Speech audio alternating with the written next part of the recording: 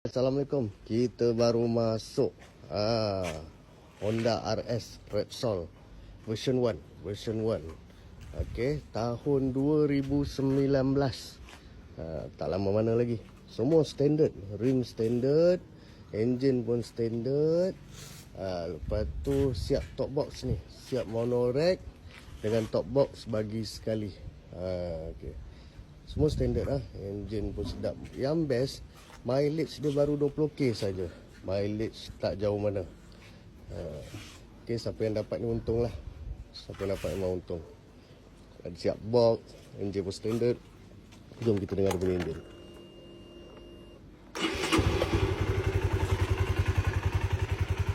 Bunyi pun senyap, smooth lah.